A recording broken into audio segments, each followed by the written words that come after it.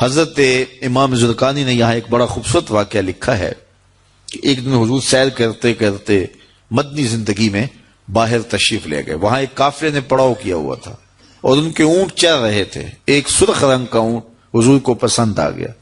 قافلے والوں سے پوچھا اس اونٹ کو بیچتے ہو؟ انہوں نے بیچنا تھا یا نہیں بیچنا تھا. حضور نے پوچھا تو کہا ہاں بیچتے ہیں. میرے شیخ کہتے ہیں میں دل ویچا میں جگر ویچا جے پیارا محمد آ جاوے نہیں میں اپنا سارا کر ویچا جے پیارا محمد آ جاوے. انہوں نے بیچنا تھا یا نہیں؟ کہا جی ہم بیچتے ہیں. اچھا کتنے کا بیچتے ہو؟ کہا جی اتنے کا. سودا طے ہو گیا. حضور نے فرمایا کہ میں کوئی تاجرانہ غرض سے تو آیا نہیں تھا کہ میں قیمت ساتھ لے کے آتا. میں تو سیر کرتا ادھر آ نکلا اور تمہارا اونٹ مجھے پسند آ گیا اور میں نے اس کا سودا کر لیا. ایسا کرو کہ اونٹ مجھے دے دو اور میں شہر جا کر کے اپنی اس کی اونٹ کی قیمت تمہیں بھیج دیتا ہوں. انہوں نے کہا میں منظور ہے. حضور نے اونٹ پکڑا اور چل دیے. اور جب حضور جا رہے تھے تو وہ حضور کو دیکھتے رہے اور جب آقا کریم نظروں سے اوجھل ہو گئے تو وہ دلوں پہ ہاتھ رکھ کے کھڑے ہو گئے. تھوڑی دیر کے بعد سکتے سے جب باہر آئے تو ایک دوسرے سے پوچھنے لگے یار یہ شخص جو اونٹ ادھار لے گیا اس کا پتہ پوچھا تھا کسی نے؟ جب کسی کو نقد سودا دیا جائے تو اس کا عطا پتہ پوچھنے کی ضرورت نہیں ہوتی. اور جب کسی کو ادھار دیں تو یا آپ اسے جانتے ہو یا درمیان میں کوئی ضامن ہو یا کوئی چیز گروی رکھی جائے. اور کہا ایک شخص آیا تم نے اس کو اونٹ دے دیا اس کا پتہ بھی نہیں پوچھا, اس نے کوئی درمیان میں ضامن بھی نہیں دیا, تم نے کوئی شے بھی گروی نہیں رکھی اس کی, تو یار تم سب کی عقل پہ پردہ آ گیا, اس کا پتہ تو پوچھ لیتے, قیمتی اونٹ لے گیا. ایک بولا یار جب وہ باتیں کرتا تھا منہ سے پھول جھڑتے تھے. اذا تکلم رؤیا کالنور یخرج من بین ثنایاہ, کہا میں تو اس منظر کو دیکھتا رہ گیا. دوسرا کہنے لگا یار جب وہ جو ہے وہ مسکراتا تھا سامنے والے پہاڑوں پہ عکس پڑتا تھا. اذا ضحک یتلالع فی الجدر. تیسرا بولا یار میں تو اس کی آنکھیں ہی دیکھتا رہ گیا. کیا خوب سجن دیاں اکھیاں نے, کیا خوب سجن دیاں اکھیاں نے جویں پر کے سرائیاں رکھیاں نے. تو اجے میرا یار نہیں ڈٹھا جنوں ویکھ کے چن شرماوے, ادھی راتی دن چڑھ جاوے جیو رخ تو نقاب اٹھاوے. تے جے او نکلے سیر کرن نو سارا گلشن سیس نواوے اتے دھرتی لف لف جاوے جے ہاتھ پھلاں وچ رکھدا ہاتھ پھلاں تو ود جاوے. نین نشیلے مست رسیلے وچ سونا کجل سہاوے, اکھ اگڑے تے انج پیا جاپے جویں میں خانہ کھل جاوے. توبہ توبہ حسن سجن دا چال نہ چلی جاوے, بجلی ڈردی لشک نہ مارے متا بے ادبی ہو جاوے. تے جے او کھولے پیچ زلف دے اتے راہی راہ پل جاوے. توبہ توبہ حسن سجن دا چال نہ چلی جاوے. علم خدا نے اینا دتا عقلاں وچ نہ آوے, عقل خدا نے اینی دتی علماں وچ نہ آوے. کی اعجاز نظر وچ او دی جو آوے وک جاوے. خلق او دے نے مولئی دنیا کوئی ورلائی جان بچاوے. آزم ایڈا سونا ماہی سانو کدرے نظر نہ آوے.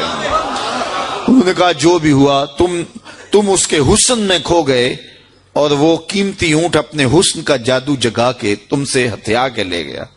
امام زرقانی لکھتے ہیں جب انہوں نے یہ کہا نا کہ قیمتی اونٹ ہتھیا کے لے گیا تو اب تک خاموش بیٹھی خیمے کے پردے کی اوٹ میں بیٹھی قافلے کے سردار کی بیوی نے خیمے کا پردہ سرکایا اور ان سے مخاطب ہو کے بولی انا ضامنۃ لسامان جمالکم لا یغدر بکم.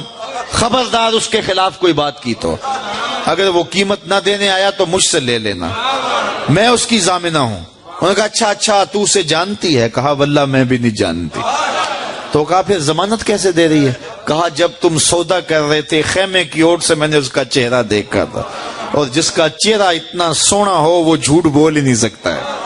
تھوڑی دیر گزری تو حضور کے غلام آ گئے کہ کون ہیں لوگ جن سے ہمارے آقا نے اونٹ خریدا تھا. انہوں نے کہا جی ہم لوگ ہیں. کہا یہ حضور نے کھجوریں تمہاری ضیافت کے لیے بھیجی ہیں اور یہ تمہاری قیمت ہے. انہوں نے کہا قیمت بعد میں دینا, ہم تو خود بک گئے ہیں, ہمیں پہلے بتاؤ وہ پیارا رہتا کہاں ہے. تو کہا یہ نخلستان مدینہ جو سامنے دکھائی دیتا یہی ڈیرے ہیں اس محبوب کے.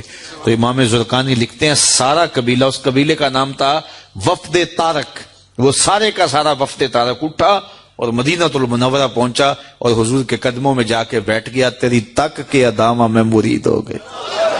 تو چہرہ اتنا خوبصورت تھا، اللہ اکبر، دیکھنے والے کہا کرتے ہیں اللہ اللہ، یاد آتا ہے خدا دیکھ کے صورت تیری۔ تو کسی سے اگر پیار اس لیے کیا جاتا ہے کہ وہ سونا بڑا ہے، تو پھر آؤ نا اس سے پیار کیجئے جو اتنا سونا ہے کہ پیر مہر علی بول کے کہنے لگے، مکھ چند بدر شاہ شانی ہے، متھے چمک دی لاٹ نورانی، کالی زلف تے اکھ مستانی ہے، مخمور مد بھریاں۔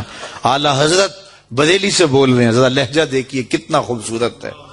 بلبل نے گل ان کو کہا، بلبل کی منتہائی پرواز تو یہ کسی کو پھول کہتے، وہ پھول سے آگے تو سوچ نہیں سکتی، لیکن اس نے بھی پھول کہہ دیا۔ بلبل نے گل ان کو کہا، کمری نے سروے جاں فضا، حیرت نے جھنجھلا کے کہا یہ بھی نہیں وہ بھی نہیں، خورشید تھا کس زور پر، کیا بھڑ کے چمکا تھا کمر، بے پردہ جب وہ رخ ہوا یہ بھی نہیں وہ بھی نہیں۔ وہ حسن دیا اللہ نے اپنے محبوب کو۔ تو کسی سے اگر اس لیے پیار کیا جائے کہ وہ سونا بڑا ہے، تو مجھے بتاؤ کہ حضور جیسا سونا زمانے میں کوئی ہو سکتا ہے؟ اللہ اکبر، سارے حسن حضور کے قدموں سے پھوٹتے ہیں۔ اور مجھے اتنا اچھا لگتا ہے یہ شعر اعظم چشتی مرحوم کا کہ اس نے پتہ نہیں کہاں بیٹھ کے یہ شعر لکھ دیا کہ سمجھا نہیں ہنوز میرا عشق بے ثبات، سمجھا نہیں ہنوز میرا عشق بے ثبات، تو کائنات حسن ہے یا حسن کائنات، تو کائنات حسن ہے یا حسن کائنات۔ تو اگر کسی سے اس لیے پیار کیا جاتا ہے کہ وہ خوبصورت بہت ہے، تو پھر بتاؤ حضور کے حسن، یار حضور کے چہرے کا جمال اور رنگ اور شان تو پھر حضور کا چہرہ ہے نا۔ حضرت میمونہ بنت کردم رضی اللہ تعالیٰ عنہ فرماتی ہیں کہ مجھے حضور کی زیارت کا شوق ہوا تو میں اپنے والد گرامی کے ساتھ حضور کی زیارت کے لیے حجۃ الوداع کے موقع پہ میں حج کے لیے گئی، اور حضور سواری پہ بیٹھے تھے اور میں اپنے والد گرامی کے ساتھ حضور کی قربت حاصل کرنے کے لیے اور حضور کی زیارت کے لیے پہنچی۔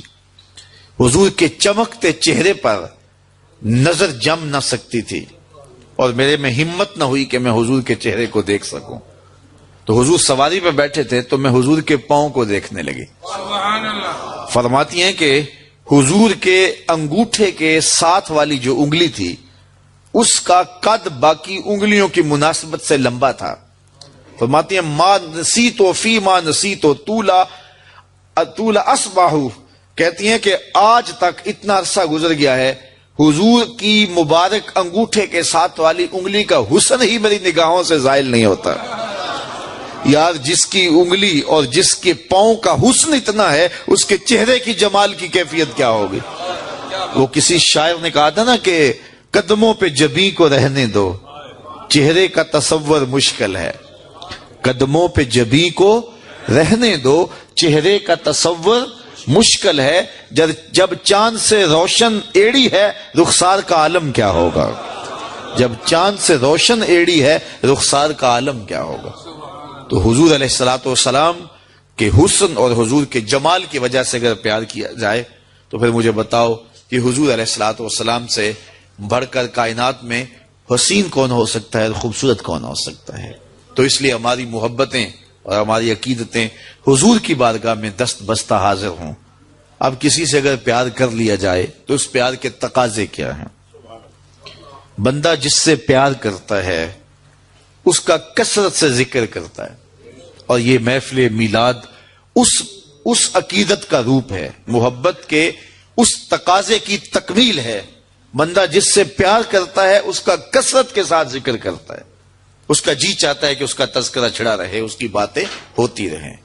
رومی علیہ رحمہ جنہیں اقبال نے اپنا مرشد مانا ہے، ان کا کمال یہ ہے کہ وہ تمثیل سے بات سمجھانے کی عادت رکھتے ہیں۔ وہ اس نقطے کو بڑی خوبصورتی سے سمجھاتے ہیں کہ کسی نے مجنو کو دیکھا کہ ریت کے اوپر لیلا لیلا لکھ رہا ہے، تو اس نے رک کے پوچھا یہ کیا کر رہے ہو؟ تو گفت مشق نام لیلا می کنم خاطر خود را تسلی می دہم، اس نے کہا اپنے محبوب کا نام لکھ لکھ کے دکھی دل کو قرار دے رہا ہوں۔ تو رومی کہتے ہیں کہ اگر مجنو کو لیلا کا نام تسکین دیتا ہے تو امتی کو حضور کا نام تسکین نہیں دیتا۔ اور میں تو کہا کرتا ہوں میں خانہ سہارا دیتا ہے نہ جام سہارا دیتا ہے، ہم کو تو مدینے والے کا ایک نام سہارا دیتا ہے. ٹھنڈ پڑ جاتی ہے سینے میں جب کسی کے لبوں پہ اس مبارک نام کا چراغاں ہوتا ہے. تو جس سے پیار کیا جاتا ہے اس کا کثرت سے ذکر کیا جاتا ہے. میاں صاحب نے بھی اپنے انداز میں کہا ہے نا, جو کسی دا عاشق ہوئے تے گل اسے دی کردا, 100 مکر بہانے کر کے مرنے اس دے مردا. جب محبت کسی سے ہو تو پھر اس کا تذکرہ کسی نہ کسی بہانے چھڑا جاتا ہے. یہ نہیں ہو سکتا کہ طبیعت اچاٹ ہو جائے کہ یہ بات چھوڑو بھی نا. میں مختلف جگہوں پہ جاتا ہوں تو بعض لوگ پرچیاں دیتے ہیں جناب میلاد النبی کے ثبوت کے حوالے سے بھی کوئی بات کیجئے. تو میں کہتا ہوں کہ دلائل کی زبان میں ہمارے علماء بات کرتے ہیں اور کمال کر دیتے ہیں, لیکن میں کہا کرتا ہوں اپنے سادے لہجے میں, کیا حضور کے ذکر